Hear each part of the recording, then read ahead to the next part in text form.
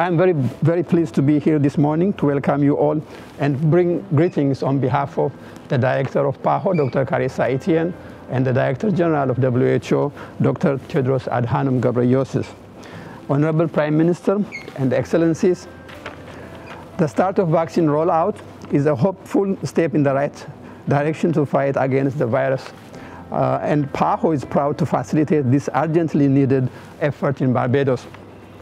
Our region, the Americas, will have to immunize at least 700 million people against COVID-19, which is a significant undertaking in public health, of which 183,000 persons are targeted to be vaccinated in Barbados.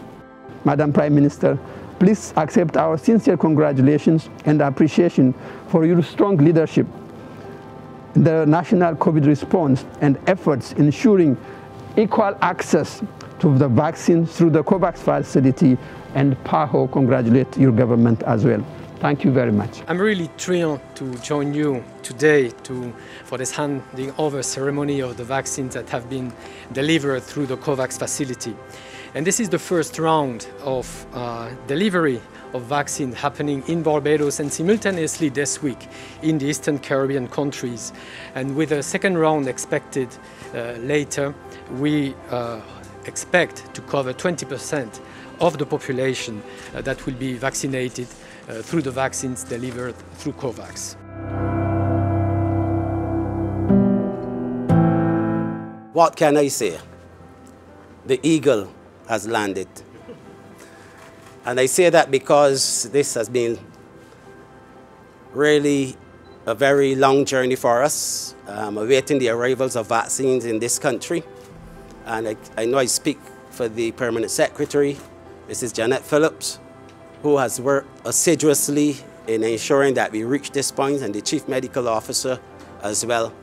And we just want to say how happy we are to be able to be here this morning to receive the first tranche of vaccines, just over 33,000, for the people of Barbados through the COVAX Facility. They say that politics is the art of repetition, and never have we understood that statement to mean more than at this particular point in time. I don't think any of you will find a different message from any of us who spoke this morning as to what is necessary for us to be able to improve the conditions of our people, as well as for us to be able to work together collaboratively to bring us back to a stage of being able to do the things that human beings most want to do. There are many who are doubtful, and we have to respect that. But we have to have the conversations as to what underpins that doubt or that sense of hesitancy. For us, we saw it change in this country, where at the beginning of this particular last outbreak, when we did the start of Operation Seek and Save, 55% of Barbadians being interviewed initially expressed hesitancy and concern about whether they would take a vaccine, and 45% said yes. Within 2 weeks, that started to change, and we saw a complete difference in the trajectory of interest in the vaccines. Within a month of that initial position, we saw and had data that suggested that 79.8%, almost 8 out of every 10 Barbadians, said, "Give me the vaccine, we want it."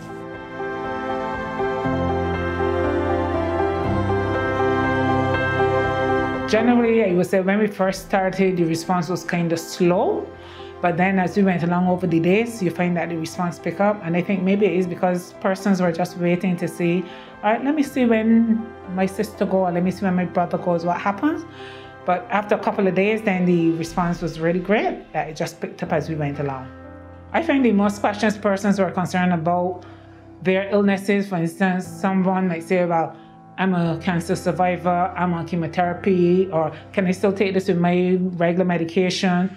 I think those were the main concerns that people had about taking the vaccine with their medication, and also with the underlying conditions, especially those persons, the cancer survivors, that those persons were really concerned. Persons were a little anxious with all the information on social media.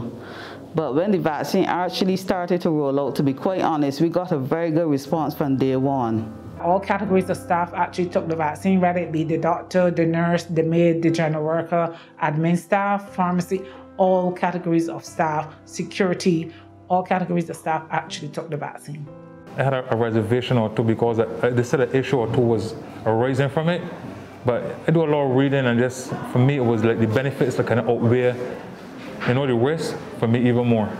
I feel good, I feel better, I feel more secure. Yeah, I feel a lot more confident now, and my chances of not feeling severe illness or being hospitalized now. At first, yes, but the more you follow the World Health Organization and you hear different things, the Prime Minister, she was very good at educating you too, and the health minister, you know, so those fears, you know, were gone. Also, another indication was persons with allergies, and it wasn't really a contraindication, but we just engaged in observing those persons post-vaccination for a longer time.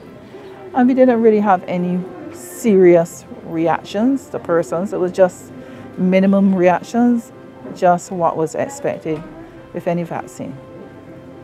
And again, like what Sister Serrano said, persons with allergies, you know, a lot of persons will come and say, I am allergic to such and such and such, can I get the vaccine? Is it okay for me to use? I did have a few persons as well who had some chronic illnesses, and again, they were asking, is it okay for me to take the vaccine? And again, like what Sister said, we directed them to the relevant websites, and we gave them the information as well, telling them that it was relatively safe, and we helped to allay their fears. So that was the main concern in terms of persons coming in. I think that the response to this vaccine has been fantastic, overwhelming in some cases, because when we initially rolled it out, we had a large number of persons who wanted to be vaccinated for the COVID-19 vaccine. And if I compare the response to this vaccine with, for example, the seasonal flu vaccine, the response has been much greater. So there is a heightened response, I would say. We started with our own staff first of all, and we did general education sessions for them to empower them too, so that they can speak to members of the general public in an authoritative manner and educate them about the vaccine.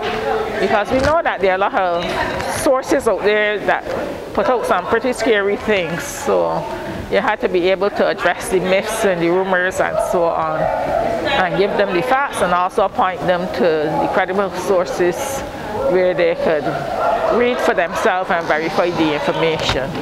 One person had told me she wasn't going to, but then she said what she meant was she was going to check with her doctor before just going, and she's had her first jab. So no, I do feel more comfortable, because I tend to be away from Barbados at Christmas, and I really miss that this year. So God willing, life is there. Hopefully by the end of this year I could go somewhere.